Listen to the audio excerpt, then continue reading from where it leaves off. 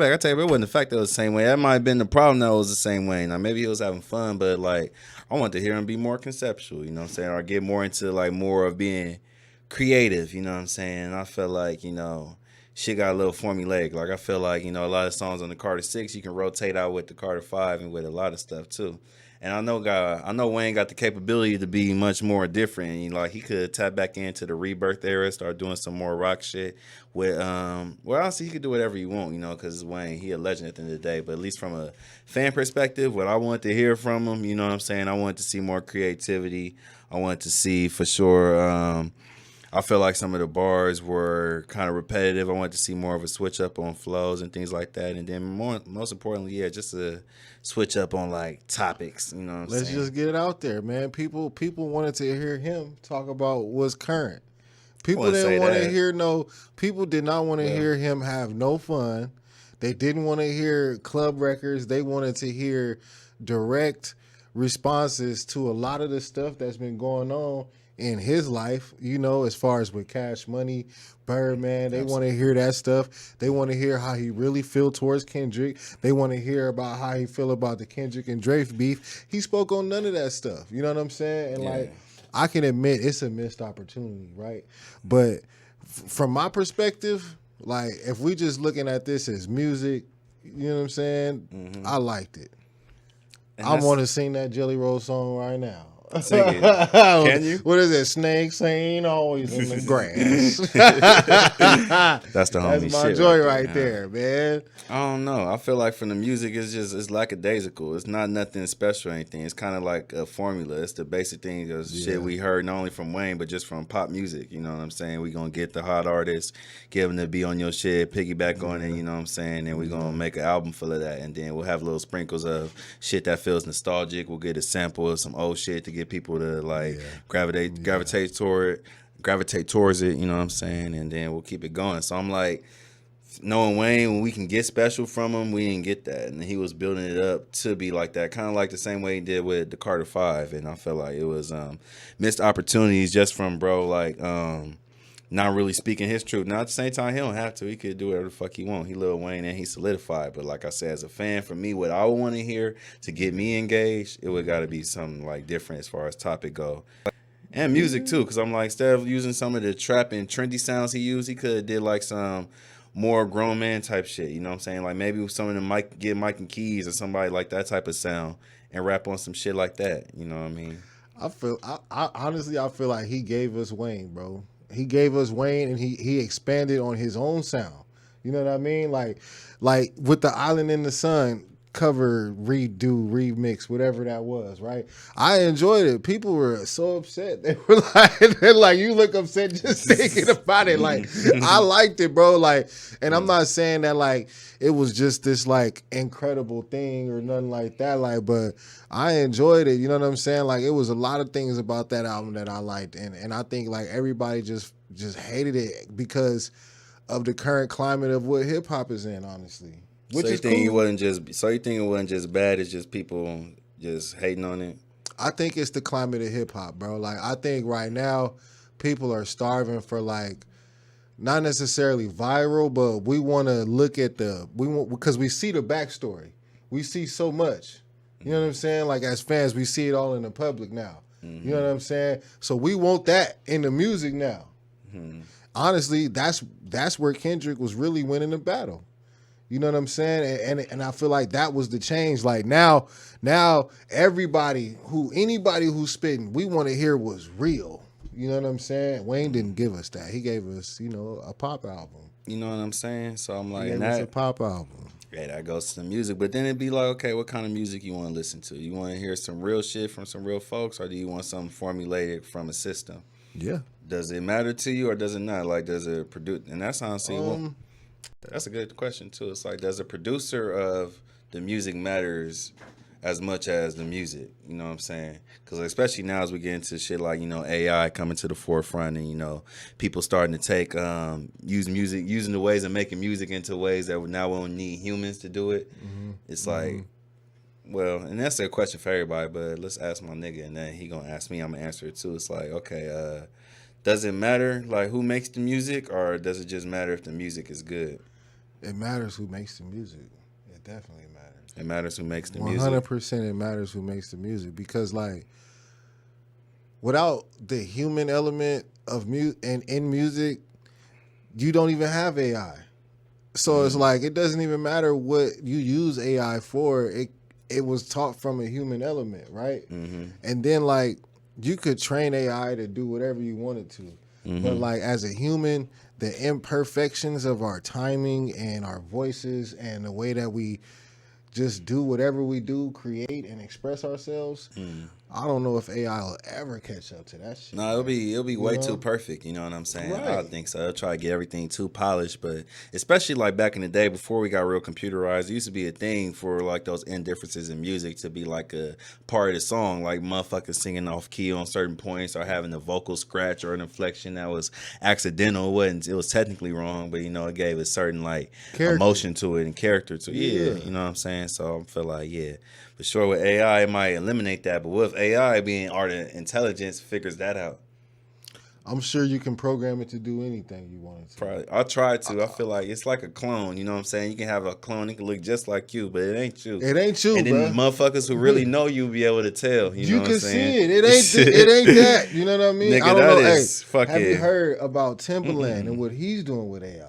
Yeah, I did actually. Signing an AI artist. What are your thoughts on that? I want to ask you that. What are your thoughts on AI artists from one of the most respected producers in the music industry? You know what I'm saying? That actually gets to a deeper hole. Cause did you see the video of the dude who Timberland stole his beat from? Yes, I did. You know what I'm saying? Because it goes shout out to Curtis King. Shout out to Curtis King, 100%, real one. But it goes into like so first it's like, okay, Timberland is he's doing this shit with AI, and it's like, all right, maybe he just want to fucking work with AI and shit, you know what I'm saying? So I'm thinking maybe he's like working with him, he in there making beats for the AI, teaching it music, all that shit. But then you get into the situation like my homie, you know what I'm saying? He taking his beat, you know what I'm saying, reusing it, probably feeding into AI systems and shit like that. Probably, or is he? Like, that's the whole question. You know what I'm saying? Like, you know what I'm saying? That I ain't seen. So we really don't know. It's what we think, you know what I'm saying? Till like somebody tell me or actually see how he be doing that shit. But as far as like, what do I think it's good? Do I think it's not? Just what are your thoughts? You know, your overall thoughts. You know what I mean? I think it's a part of the progression of technology. You know, looking back, you know, we was gonna get here eventually. You know, and actually, matter of fact, shout out to homie Deon. We was talking about kind of this topic too, and he put me on this movie called Simone. You ever seen that? Is that about Nina Simone? No, it's a different movie. It's about basically what's going on. It's basically the Timberland situation. It's a movie, you know, about it, but it came out 20 years ago. Okay. With Al Pacino. Shout out to homie Deon, director, Radio for the World. You already know. Shout out Deon. Yeah. He Shout put me on Radio for the World. That's where we at. We didn't even say that. We just did it now. Yeah, we had Radio for the World. Come on. Radio for the World. You know what I'm saying? And then we ain't making an announcement, but this is going to be called the Big Dogs. Big Dogs do big things. Big Dogs do big things. Big Dog Podcast, because big dogs do big things. Yeah. We got a big dog in the building. Midnight, you gonna see him pop up. A lot of y'all been on Radio for the World, so y'all already know Midnight. But yeah, that's my homie too now. Well, we real cool. And he gonna be cool with JR, you know, eventually, you know. Or maybe not. He might bite his ass. I'm playing. I don't know, man. I don't know. I like dogs though, so we good. I got dogs. You ever been bit by a dog? I have not been bit by a dog. Lucky nigga. What? You been bit by a dog? Hell yeah, I got bit by a dog. I got bit by a cat, bro. Yeah, I remember you told me that story. You down to tell these niggas a story about when you got bit by a cat? hey, y'all should hear this shit too. Listen, bro. I don't fuck with no cats, bro. I'll tell you right now, I don't fuck with cats, right? But not because they I'm not afraid of no cats. I just think they don't like me. You know what I'm saying? So one day I was at my homie house, and you know, the cat came up to me, and I'm petting the cat. It's all good. You know, it's cool. I'm petting it. It's you know, a little cat. He purring and shit. All good. He run off of me. It's cool. Then he come back, you know, come up and, you know, do that cat shit. You know, they a little cat, little twirl and little shit. Cat, little shoulder, little, you know. That little shoulders. Man, the little shoulders hit a nigga with the, you know what I mean? So I'm petting the cat. All right, cool. I ain't never really interacted with no cat before. So I take my eyes off the cat, man. Man, the cat bite me on the nipple, bro. Like right on my nipple, dog. Like I'm a grown man, bro. How old was you? I think I was a teenager at the time. I'm a grown man. I'm a grown man now, but at the time I was probably like 17. You know what I'm saying? 17, 18, 19, something like that. Anyway, the cat bit me on the nipple, bro. I threw the cat off of me, man. And then the cat, it came back. I'm like, all right, I'm going to give the cat a second chance. You know what I'm saying? Because I ain't like that. Right. A second chance. I ain't mean. Right. Man, the cat bit me on the nipple again, dog. Twice, nigga. Threw the cat Fooled off me one time. Shit. I won't ever mess with cats again, man. Nah. Not ever again, bro. That's how I feel about little ass dogs. Them little ass rat dogs that just I hate them motherfuckers. Little Fuck rat them, bro. dogs? Any dog that's like fucking this tiny and shit where like you can step on a nigga because you can't see it, little rat dogs. Might as well be a rat. And let me tell you something. It was like, what? I was at the homie house right when I went up there. I was at the homie house at first, and then he went to go see his girl who was gonna go kick it with them and shit, right?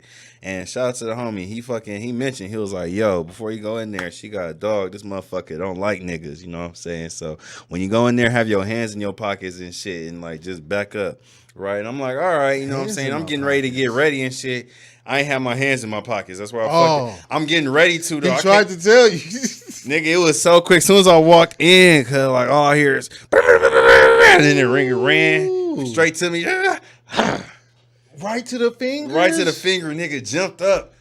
Wow. I was like, fuck. At first he clearly nipped me. I felt this shit, but then I opened my hand back up and all this shit bleeding. I'm like, damn, he got me. And it was like gushing out this shit. I'm like, yeah, I ain't fucking with these little niggas ever again. I'm a field goal kicking nigga every time. Not the nigga, the dog. Every time that shit happen from now on. Every time. If I see a motherfucking little dog run up to me, I'm getting in Justin Tucker position. I'm about to kick the bitch 60 yards. Said, let me line this bitch up. Right, literally. You know what I'm saying? Boom! Field goal. Wow. Hey. Shit. It's good. Speaking of sports, some other crazy shit happened today, y'all. The Lakers just got sold to the Dodgers. What? Wow. Hey. What you gotta say about that? That's crazy, nigga. Listen. That's breaking news. They sold the Lakers. Let me debut that on Radio for the World, y'all. Just in case y'all ain't know, today, the Lakers, the Buss family, just sold the Los Angeles Lakers to the people over there at the Dodgers. So that's Magic Johnson and a couple other more folks. I don't know their names. The Guggenheim. Guggenheim. The Guggenheim. The Guggenheim. I have no clue what that means. It just sound. It mean money. It sound like money. It mean we it buy. Sound like right. Money. Right. Got like extra wise. Money. Guggenheim. Okay, so look. So now the Lakers have been sold from the Buss family, bro. Yeah. I'm 34, right? Yeah. Since I've been living, the Lakers have been with the Buss family. It's been part of the thing, like the whole run. Since before I was alive, the Lakers have been part of it. Facts. It's been their whole propaganda. You got Jerry Buss and all his family, and they've been running the Lakers, winning championships with all these big stars, doing Hollywood shit. Does this speak to how things change over time? You know what I'm saying? Like, I think it's amazing to see that. Like, the Buss family, then the son take over, the daughter take over, then they have their own war, and now they done sold it. Yeah, that just shows too family dysfunction for real. Cause is it? Yeah, they shouldn't have been sold. They should have kept that family. They should have kept the Lakers, but they couldn't because they dysfunctional. You know what I'm saying? They got beef internally as family, which is creating a larger beef and bad business. Cause now they beefs is spreading on to where motherfuckers like Magic Johnson was leaving willingly, saying I can't be here with niggas. Wow. Have motherfuckers saying Bra Palinka is snake and shit like that. You know what I'm saying? It's all starting at the top of the family beefing over family shit and control. You know what I'm saying? And that not only led to them getting sold, but that led to the detriment of the Lakers for the past like 10 plus, ever since Kobe teared his Achilles. Honestly, that was their last hope. And even then, they was beefing then. They had bad business practices then, but you had fucking Kobe Bryant. So it's like, he gonna say today and get them wins no matter what. But then once he tore his Achilles, now all the focus was on how bad the organization was. And then what you see, they couldn't get right. You know what I'm saying? We won the finals in 2020, thank God, but that was 1 year. And every other year, you know what I'm saying? Make sure you subscribe. Get it off your chest, man. Get it off your chest, man. Every other year, it ain't been dog. that. And it's not even, I'm just spilling facts. It's not even getting off my chest. Us as Laker fans and us in Los Angeles, you seen it. You know what I'm saying? They've been fucking up. I ain't gonna lie. All right, look. I'm not a traditional Laker fan, bro. I'm a LeBron fan. Okay, so you a I'm LeBron. gonna be honest with you. I'm a LeBron Okay, fan. so then you don't really know. You know a little bit, but like, I know because I seen it. I was here, but I ain't been no Laker fan the whole time. I'm being honest, right? You know who Robert Sacre is? No clue. Good. You see, yeah, you don't know my pain. No clue. Okay. I have no clue who that is. You know what I'm saying? Fucking, I stopped being a Laker fan when they traded Diesel, man. When they traded Diesel, I went to the Celtics. Say that again. When they traded Shaq, I became a Celtics fan, nigga. Yeah. Ray Allen, Paul Pierce, Kevin Garnett. And then LeBron came in the league and took over. It was like literally 1 year I was a Celtics fan. And they won the championship. I hate that for you. Hey, I was trying to shoot like KG, all at the nigga, no shot. Nigga shoot like Jake Shuttlesworth. You seen Jake Shuttlesworth? Oh, he got game. Nigga Denzel Washington shoot the ball like this.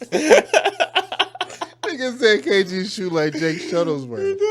That is hilarious, man. But yeah, like he look at it too. But like being, like just that. watching the Lakers the whole time and like watching Kobe win without nobody, basically. You know what I'm saying? Just him win on his own.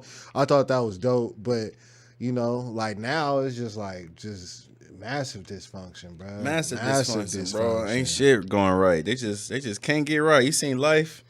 Yeah, can't get. That's them. They can't get right. They can't get right. I don't know. Nigga just can't get right. So that brings me to another topic that I wanted to discuss anyway. So I had sent you that video. We couldn't get it in today. We wanted to react to this video about emotions. You know what I'm saying? So this therapist believed that emotions aren't necessary all the time, if at all. You know? And I think her sentiment in the video was more that your feelings can inform you and tell you things, but that's not always what's real. You know what I'm saying? 100%. And so, you know, a lot of what's going on today is, you know, we use our phones and we see content that creates these feelings in us. You know what I'm saying? But we don't necessarily get to think out of those feelings, you know what I mean, and resolve that shit. And and sometimes we even act on some of those thoughts, you know what I'm saying? And we believe that, not we, but yeah, I'm gonna say we believe that there shouldn't be no consequences.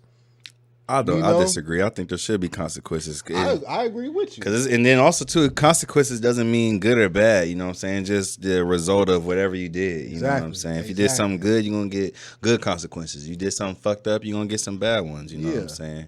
But I think what she was just trying to say is that, you know, when emotions lead how you operate in the world and how you operate with people, it's easy to get lost and not necessarily perform and be a part of society like you actually want to. You know what I'm saying? Like, so I'm going to just say, actually, I want to know. So what do you think about that? Here's the statement. What's up? Are emotions overtaking the general population too much? Yes. Is it too emotional out here? My answer to that is, I think it's too many people that can't control their emotions, don't know how to control their emotions, refuse to learn how to control their emotions. And that's what the problem is, because emotions and feelings are powerful. Without those, you're dead. You're no longer living. What keeps you alive, other than the blood shit too, is the feeling. You know what I'm saying? Being able to feel things. You know what I'm saying? To do that, you know, that's what dead people can't touch, can't feel, can't see, can't touch. Everything's dead. Alive, it's not like that. You feel all types of shit, but then what the problem is, motherfuckers not knowing how to control those emotions. They get too hyper on one particular emotion, either overly sad or overly eager or overly whatever, you know what I'm saying? They don't know how to turn it down or how to use their other emotions to balance it out and shit. And that's why I feel like the problem mainly is niggas not knowing how to control their emotions and keeping their composure for real. Because it's like, it seems like the main emotion everybody is going toward is hyper aggression, hyper this, hyper that. Rah-rah type of shit, you know what I'm saying? And like, nah. I feel like a lot of That's what you think the main emotion is out here right now? Between that and sadness, yeah, I feel like they fight. I feel a lot of people just angry, you know what I'm saying? But it get valid for their reasons too. But maybe I'll take that back. It's also a lot of people say maybe that might be the number one thing as far as like for the people that can't control their emotions. They're doing it because of deeper pain that they not facing. And with that, it's turning into anger, which might be what they portray in their real life. They'll go out and crash out, but deep down they really want to cry. You know what I'm saying? But they on that type shit. So it's like, yeah, I just feel like people gotta get a grip. You know what I'm saying? Tighten up. I think today it's harder to identify what your real emotions are. Not even just like you or nobody in particular, but as a society, it's harder to identify what our real emotions are versus what we've been constructed to feel. You know what I'm saying? Yeah. And it's hard to tell the difference. You know what I'm saying? Because we constantly get fed all kind of information and we constantly see all kind of bad things, you know what I mean? We see bad shit a lot on the internet. We see good shit a lot on the internet, but all that do is make us rely on our phone for making us feel good or bad. Nah, facts. You know what I'm saying? So I'm gonna say emotions ain't so necessary, bro, to be honest. Like, I don't think they that necessary. You know, I think right now on some man shit and like not even like on some like slap a motherfucker or nah, like just on some man shit as men, bruh. Nigga, it's niggas that's out here that will shoot you before they talk to you. 100%. And to me, that's where this, you know what I mean? This whole shit is like ending up with a lot of people. Niggas would rather shoot than to have a conversation. You know what I'm saying? And like, yeah. I blame social media, dog, to be honest with you. I blame social media for that. I won't say that because shit. Well, for me, I won't, just because I think like you got niggas been doing drawdowns since the beginning of times, you know what I'm saying, before social media. So niggas just killed niggas for no reason or just because they was mad forever, you know what I'm saying. I feel like social media just heightened everything because it just exposed everything, not even just like, oh, we're going to look at social media and see people doing it. But if you're a real gun fanatic, now you on social media, you can see other gun fanatics go to gun places, you know what I'm saying? It's avenues for you to really dive into your shit now. And I feel like that's more so what social media did. It just created more people to find their rabbit holes wherever they want to get into, as opposed to where information used to be like concealed and wasn't all the way out there. Now with social media and online and shit, you can go find whatever you want. Yeah. And be a part of and do whatever you want. You know what I'm saying? So I'm like, that could be used for good and that could be used for bad. And that's where shit get fucked up at. But it all goes to the choice of the person. You know what I'm saying? Because everybody got choices and shit. So if you choose to do bad, then yeah, that's your choice. Wasn't nobody forcing you, influencing you, none of that shit. You know what I'm saying? You chose to see some shit and do it. Or you chose to let some shit take you over and do it. You know what I'm saying? Shit, I got a homeboy, right? This nigga carry a gun. This nigga, me too. Shit, this nigga carry a gun. He say he used to be, in that type of lifestyle. I don't really believe it. Just knowing this man and his demeanor, you know what I'm saying? But I think it's a lot of us out here that's scared, man. I think it's fear, bro. What you think they scared of? What people afraid of? Everything. Everybody. Everybody just afraid of the world? Yes. People are afraid of each other. Because like I said, niggas understand that people will shoot before they'll have a conversation. So that's why niggas is already on defense immediately. You know what I'm saying? Niggas got that defense on them. I will say this. I think social media made people more socially awkward and shit. You know what I'm saying? Yeah. Motherfuckers don't know how to have a conversation with a person in person. You know what I'm saying? Because they used to doing shit online and then afterwards, shit. Don't you think that kind of removes like the... I don't even know if you so you're a little bit younger than me. It's this human to human thing, right? And I think social media took it away. It took it away, like it took away our relationships as humans. You know what I'm saying? And now it's in a weird place where everybody's so scared of each other. Like people are so afraid of each other, man. Like it's weird. Yeah. It's weird when I walk through the streets, at least. Certainly, yeah, for sure. I'm not even gonna lie. You for sure see the influence of social media and how it changed with like social behaviors and shit like that. I think it too could be a little regional, us being in LA and us being such an entertainment driven city. Yeah. Social media, if social media was ever going to be like take over the mindset of a city, it's going to be LA. Yeah. Because, you know, we go to certain places, like for sure when I went to Houston, it didn't seem too social media driven, even though I'm straight sure I got homies in Houston that would say, hell nah, it's 𝐃𝐽𝐳, motherfuckers be thirsty just like everywhere else. But at least from what I've seen, you know what I'm saying, seeing more motherfuckers was outside. And there be people outside here too, you know what I'm saying? But like I said, you know, we're real influencer based and real entertainment based. So whatever is popping as far as the entertainment wave, wherever that culture is, that's going to be LA culture because, you know, we entertainment culture. That's why, matter of fact, the whole big social media wave and how it looked like started with LA and shit, you know what I'm saying? Fucking a lot of the social media aesthetic and what people go for is just LA aesthetics. Came from here. You know what I'm saying? A lot of it comes from here. I think, well, go ahead. No, I was just gonna say, like, when the gram was getting popping, like in 2014, like a lot of the influencers, the first ones and shit, where was they always coming to take their pictures in and do their shit? Here. Coming right here to the West. Coming to the West, man. Fuck with the big dogs. So, you know, just moving on, man. Shit, we got a podcast now, bro. Yeah, let's talk about that for a little bit. Moving on, bro. We got this podcast. I like to congratulate ourselves for this, man. Hey, man, congratulations. Congratulations, man. JrFifteen. Yeah. So my nigga JrFifteen is a multi-talented producer / writer. You know what I'm saying? He does a lot of different things. He specializes in whatever he wants to specialize in. He acts too. You know what I'm saying? He is an actor. I ain't gonna say where you can find him at. I'll let him tell you. But he's done professional work. If you know, you know. It's lore in the world. It's lore out there. You know what I'm saying? So yeah, my nigga JrFifteen, man, legendary niggas in the building. Man, Zay, 𝐷𝐴𝐵. Come on, man, it's your boy. What he say? He said his name ring bells. Bells. He said my last name ring bells in the land. His last name will get you in and get you where you want to be. You tell motherfuckers, Bowers. Niggas know Bowers. What? Not even on a cocky shit too. Everybody know I keep it playing. Hold on. We got a little bit of an announcement. We got something coming out, don't we? Oh yeah. We got something coming out, don't we? So we go ahead and announce this, y'all. Me and this nigga been cooking up. Dog. Let them know. The album is cooked. You know what I'm saying? It's a Suave summer for sure. And we gonna keep this shit all the way live. What the fuck? And we got the first motherfucking single, y'all, dropping tomorrow. You know what I'm saying? Matter of fact, fuck tomorrow. It's probably dropping in like 5 hours, depending on where you at. You know what I'm saying? Depending on where you at. 12. You already know. And it's Juneteenth, so we about to go up to that thing? Shit. Let Me See You Do It with my boy 𝐁𝐢𝐠. Shout out to 𝐁𝐢𝐠. And the Gold Garden, you know what I'm saying? The Good Garden, the Gold Garden? I think it's good. Oh, yeah, it's a good garden. Yeah, it's good garden. The Good Garden. 𝐁𝐢𝐠.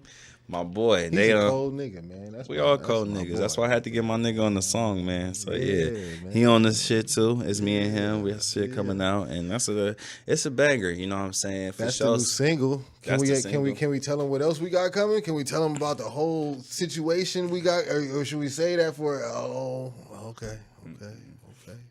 We gonna tell him there, but it's some shit. You see how excited my nigga got, so y'all know we got some shit coming up. I'm excited too. Man. Y'all about to see it though. Like I said, it's a Suave summer, y'all. It's too smooth. It's too smooth of a summer. So shit. Let's touch on something real quick, man. What's good? I want to talk a little bit about love, man. Oh shit. About some love, man. Dr. Love in the building. Okay. Brittany Renner and Kevin Gates. God dang. Yeah, man. They said April. They was married in April, divorced the end of May. Hey, man, shit. Well, Wayne say hoes gonna be hoes, so I couldn't blame Tammy. Was it her? They both. Whose fault was it? That's what I want to know. Who left who? That's what I really want to know. This is what I want to know, my nigga. What you want to know? Kevin Gates, man. He makes his rounds. You feel me? He goes on different podcasts, and he speaks very eloquently. You like that? That's an SAT word. That's an SAT. Eloquently. He speaks eloquently about life and spirituality, and philosophy and love.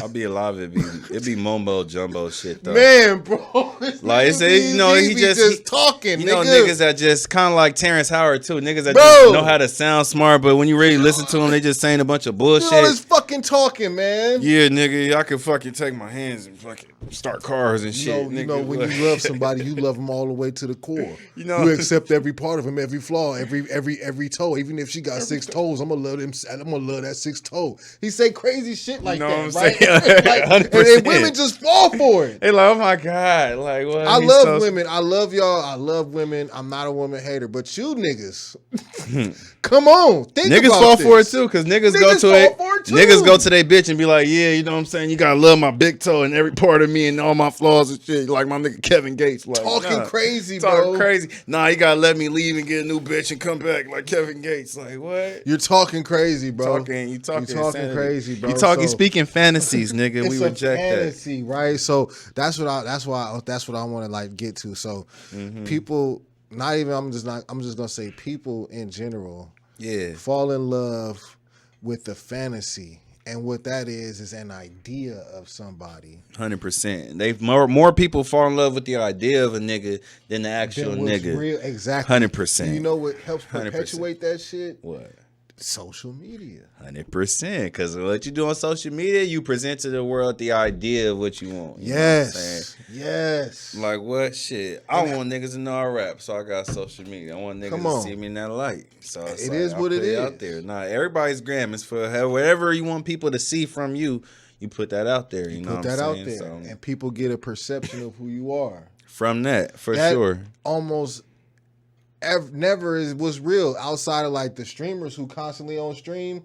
Like the pictures are just moments, you know what I'm saying? And then even the clips, they just moments, you know what I'm saying? True. And a lot of these people, bro, like even it's another situation. We'll get to that, but so specifically with this situation with Kevin Hart and Brittany Renner, I just want to speak on what that means to the black community.